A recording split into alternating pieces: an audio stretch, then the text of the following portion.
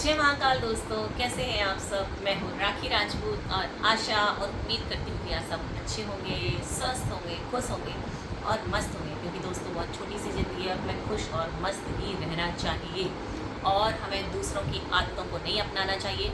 क्योंकि हर इंसान का संसार में दो आँखें, दो हाथ, दो पैर तो सभी के हैं, करोड़ों की जनसंख्या है।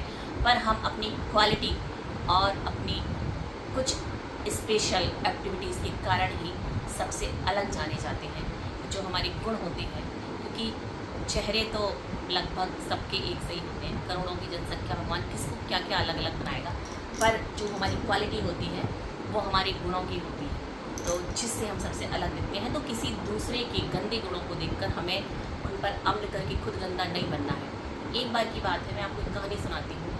एक साधु नदी के किनारे बैठे हुए थे। उन्होंने देखा कि एक बिच्छू जो एक पत्ते पर, पीपल का पत्ता था, उस पर बैठा था और वो पानी में तैरता हुआ चला जा रहा था। साधु ने देखा, चूँकि साधु मतलब जिसके अंदर साधुता हो, वो सज्जन हो, जिसे दूसरों का दुख और दर्द ना देखा जाए, जिसे दूसरे की परेशानी ना देखा जाए, वो होता है साधु। तो साधु ने जब उस बिच्छू को डूबते हुए देखा तो साधु का मन विचलित हुआ और उनसे रहा नहीं गया और वो बिच्छू को उस पानी में से निकालने लगे। तो जैसे ही साधु ने उस बिच्छू को निकाला और बिच्छू ने डंक मार दिया और वो जो पत्ता था वो साधु से फिर छूट के पानी में चला गया और बिच्छू फिर बहने लगा। फिर साधु का मन नहीं माना, फिर साधु ने उस संत पुरुष ने उस पत्ते को पकड़ा और फिर जैसे ही बाहर की तरफ निकाला, बिच्छू ने फिर डंक मारा और फिर वो पानी में बहने लगा। ये सिलसिला जारी रहा और कई बार उन्होंने निरंतर बिच्छू को बाहर निकाला, बिच्छू ने डंक मारा और फिर बिच्छू उस पानी में बहने लगा। दूर बैठा एक व्यक्ति ये नज़ारा देख रहा था। वो थोड़ी देर आराम से चल के साधु के पास आया और बोला, जब साधु की स्थिति बहुत ख़राब हो गई, डंक मारते मारते उनकी हालत ख़राब हुई, तो वो व्यक्ति आया और उसने कहा कि साधु जी, आप कहने को तो साधु हैं, गेरुआ वस्त्र पहने हैं, बहुत विद्वान है, पर मुझे तो आप मूर्ख समझ में आ रहे हैं। ये बिच्छू बार बार आपको डंक मार रहा है, पर आप हैं कि मानते ही नहीं, बार बार इसको निकालने में लगे हुए हैं और ये बार बार आपको डंक मार के चला जाता है। तो साधु धीरे से मुस्कुराए और साधु बोले कि ये बिच्छू है, ये दुष्ट आत्मा है, ये अपनी दुष्टता नहीं छोड़ रहा है, तो मैं साधु होकर अपनी सज्जनता कैसे छोड़ दूँ।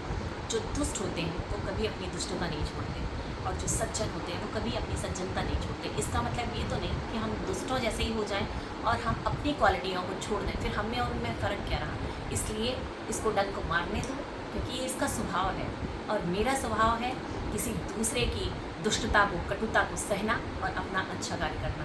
इस तरीके से हमें इससे सीख मिलती है कि हमें अपनी अच्छाइयों को, दूसरे अवगुण को देखकर अपनी अच्छाइयों को उनकी तरह नहीं बनना चाहिए, बल्कि अपनी अच्छाइयों को दृढ़ संकल्पित रखते हुए अपने मार्ग पर चलते रहना चाहिए। क्योंकि मैं ये जानती हूँ, मैंने जितना आज तक सीखा है, जो व्यक्ति सच्चा होता है उसका भगवान भी साथ देता है। जो सच्चा होता है, ईमानदार होता है, जो दूसरों का बुरा नहीं करता है, उसका भगवान भी साथ देता है। कभी भी आप विषम परिस्थितियों में हो और सच्चाई की राह पर चलकर देखें, जब भी आप भगवान को याद करेंगे, कोई आपका साथ दे रहा है, पर ऊपर वाला आपका साथ जरूर देगा।